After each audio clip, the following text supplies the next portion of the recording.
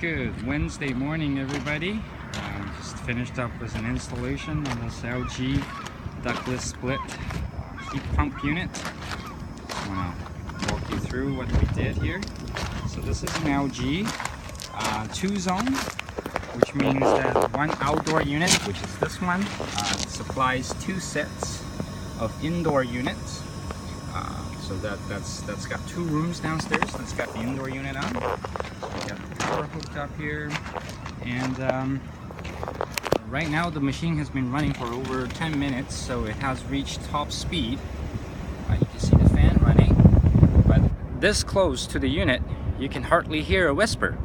In fact, the airplanes that are flying over us are making more noise than the machine itself. So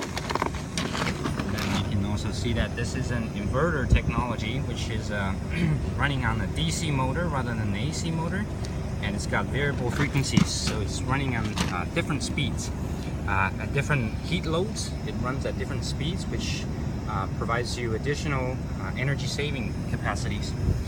And we got the 4 legs bolted down to concrete pads, obviously. So let's go down and we'll show you what's going on downstairs.